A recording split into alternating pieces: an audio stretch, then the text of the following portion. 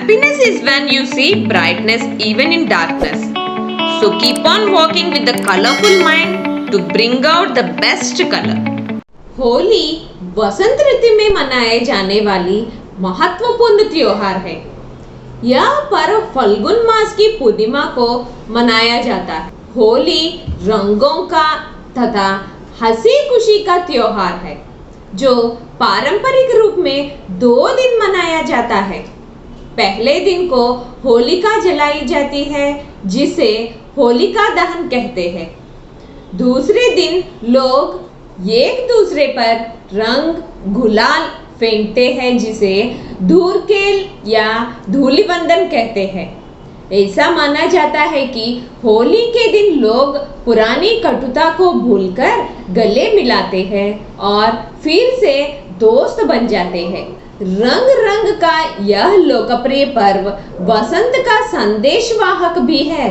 पुराणों के अनुसार होली मनाने के पीछे बहुत कहानियां हैं, लेकिन हर कथा में एक समानता है कि असत्य पर सत्य की विजय और दुराचार पर सदाचार की विजय और विजय को उत्सव मनाने की बात कही गई है।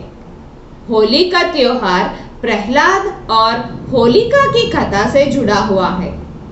विष्णु पुराण की इस कथा के अनुसार प्रहलाद के पिता हिरण्यकश्यप ने घोर तपस्या करके देवताओं से वरदान लिया, जिसे वो घमंड होकर अपना पुत्र प्रहलाद, जो महाविष्णु के भक्त था, महाविष्णु के अर्चना छोड़ने के लिए कई यातनाएं दी, परंतु प्रहलाद ने महाविष्णु के आराधना नहीं छोड़ा और क्रोधित हिरण्यकश्यप प्रहलाद को मारने की कितने भी कोशिशें किया, वो सब नाकाम आए।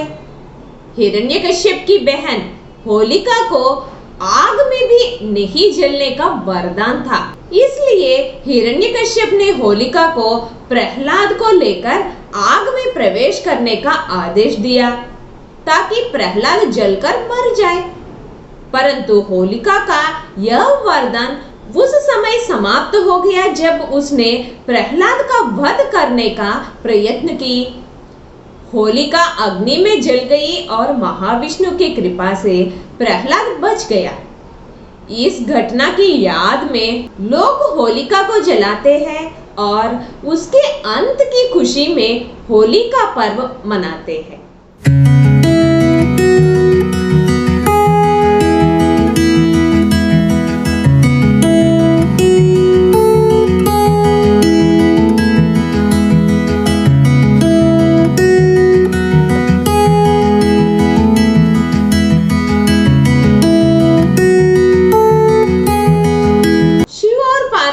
संबंधित एक कथा के अनुसार पर्वतराज पुत्री पार्वती चाहती थी कि उनका विवाह शिवजी से हो जाए, पर शिवजी सती के वियोग से विवाह से विमुख होकर तपस्या में लीन थे। तब शिवजी के तपस्या को भंग करने के लिए कामदेव ने पुष्प बाण चलाया।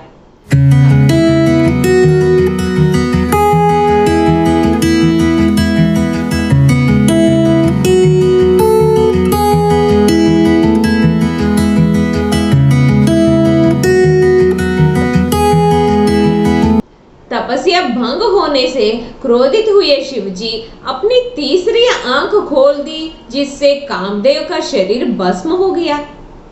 फिर शिवजी ने पार्वती को देखा और उन्हें अपनी पत्नी के रूप में स्वीकार कर लिया।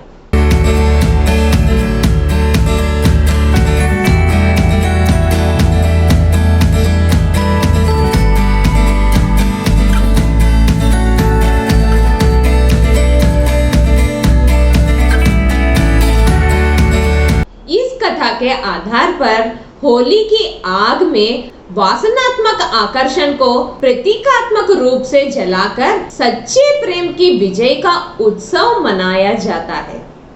एक अन्य कथा के अनुसार कामदेव के भस्म हो जाने पर उनकी पत्नी रति के विलाप के कारण शिवजी कामदेव को पुनर्जीवित किए, जिसे हम होली का दिन कहते हैं।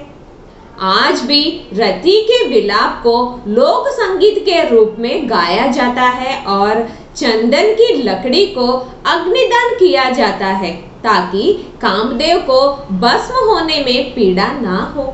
साथ ही बाद में कामदेव के जीवित होने की खुशी में रंगों का त्योहार मनाया जाता है। मथुरा के राजा कंस को आकाशवाणी से पता चला कि उनके बहन देवकी और वसुदेव का 8वां पुत्र उसके विनाश का कारण होगा।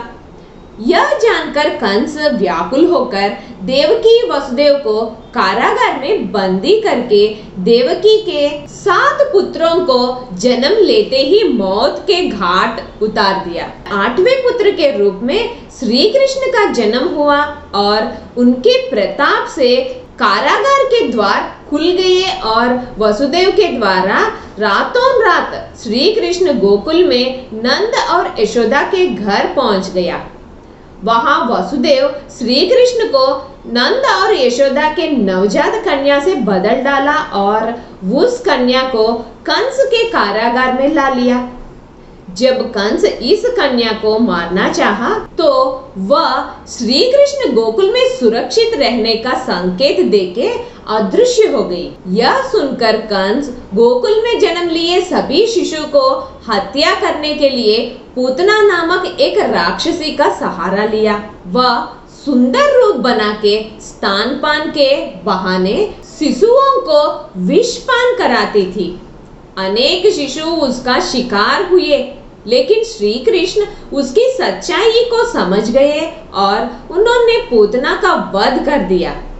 यह फाल्गुन पूर्णिमा के दिन होने से पूतना वध की खुशी में होली मनाई जाने लगी। राजा पृथु के समय में धुंडी नामक एक कुटिल राक्षसी थी। वह तप करने से ऐसा वरदान प्राप्त हुई थी कि उसे कोई भी देवता, मानव, अस्त्र या शस्त्र नहीं मार सकेगा।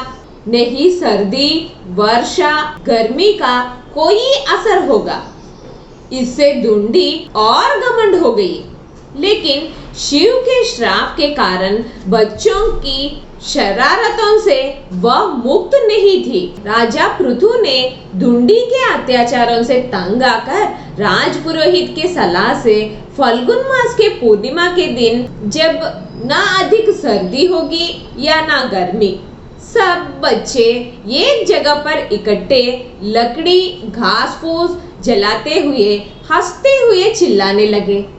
इन बच्चों को देखकर धुंडी वहां आई। राजपुरोहित के योजना के अनुसार बच्चों ने समूह बनाकर नगाड़े बजाते हुए धुंडी को घेरा, धूल और कीचड़ फेंकते हुए उसको शोरगुल करते हुए नगर के बाहर खदेड़ दिया। कहते हैं कि इसी परंपरा का पालन करते हुए आज भी होली पर बच्चे शोरगुल और गाना बजाना करते हैं।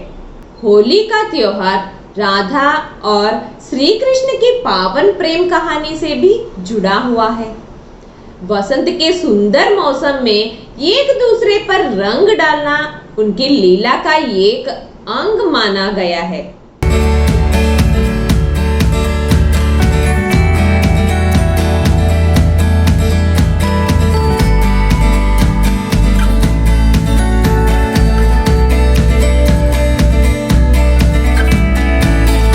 यह भी माना गया है कि भक्ति में डूबे जिज्ञासुओं का रंग बाह्य रंगों से नहीं खेला जाता है। रंग खेला जाता है भगवान नाम का। रंग खेला जाता है सद्भावना बढ़ाने के लिए। रंग होता है प्रेम का, भक्ति का, विश्वास का। होली उत्सव पर होली जलाई जाती है।